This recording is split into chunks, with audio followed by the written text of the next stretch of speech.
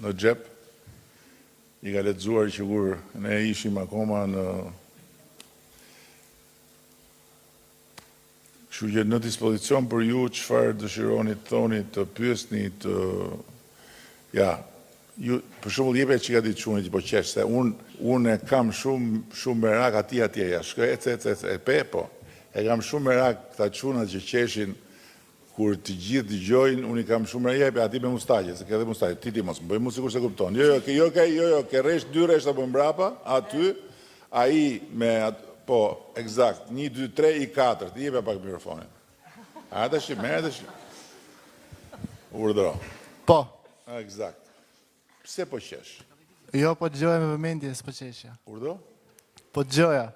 Jo, po pse po qeshje? Se që po dëgjoje e dyshoj, po që po qeshje të pash. Pse po qesh? Jo, s'po qeshja. S'po qeshje, po çfarë bëj? Jo. A po qeshje, po qeshje vetvetiu. Isha i lumtur për negociatat që do hapen. Negociatat janë hapur. Kjo tregon që se ke pas mene nuk po hapen, janë hapur. Janë të tëra të hapura. Që do mbyllen pra. Po, qa hapet për të mbyllur, nuk hapet për të hapur, e kupton? Keni tani seriozisht, keni pyetje në ku studion, qa studion? Te Fakulteti i Drejtësisë. Ke drejtësia. E di që më kujtove njërin, isha në një restorant para ca kohësh, edhe më vjena një kamarieri i tha, do bëjmë një selfie bashk, po më i thash. Edhe ndërkohë që po vendoseshim në fokus, tha, na gjej punë burr. I thash, po qa shkolla këti, jurista si gjithë tjerët? Qa vitje? I 4. Qarë ëndra shke? Sa dhe i vit? Ëndrat stregohen sepse s'realizohen. Ëndrat stregohen se s'realizohen. Ëndrat që stregohen se s'realizohen janë ato që shef me sy mbyllur. Unë atyre as i besoj dhe as i tregoj se qatë tregosh.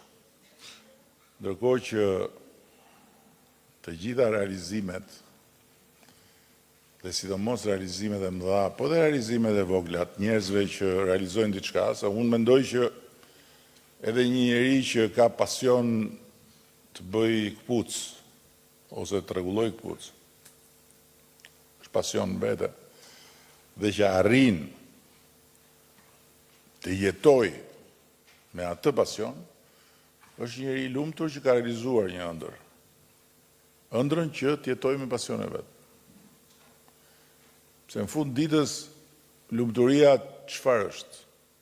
Unë besoj që lumturia është të jetosh duke bërë gjën që të mbush, që të pëlqen, që të bën të zgjohesh në mëngjes dhe të jesh i motivuar. Se shumë kush për të jetuar detyrohet të bëj punë që nuk janë pjesë e pasionit, por janë punë që duhet të jetoj. Dhe të gjitha realizimet janë, e kësaj natyre janë realizimet e një ëndre që njeriu e shef me sy hapur.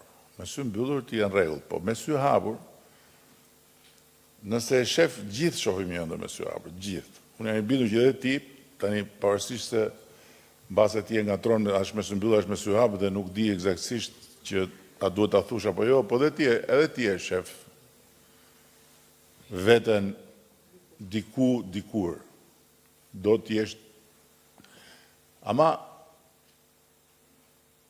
ata që ja dalin janë ata që nuk i dorëzohen asnjë vështirësie për të arritur që ta materializojnë atë, sepse përderisa ti je në gjendje ta shofësh, domethënë je në gjendje ta bësh. Qofse nuk e shef, nuk e. Ama çështja nuk është që a je gjendje ta shofësh, çështja është a je në gjendje ti që për ta bërë atë realitet ti paguash të gjitha kostot e përpjekjes që duhen për të shkuar atje. Je dashamirës futbollit apo s'tinter? Po. Pse të pyeta? Leo Messi, kur ishte i vogël, kishte vuante nga një smundje që nuk e linte të zgjatë. Edhe besoj që e di. Dhe ai ishte i vogël fare, edhe thoshte, unë do luaj në Camp Nou. Prindrit kishin hallë se ai ishte një fëmijë i smur. Dhe donin që ai thjesht ishte një fëmijë që t'ishte i normal në kuptimin të funksiononte normalisht. Nuk e kishin fare planin e tij. Kurse ai thoshte unë do luaj në Camp Nou.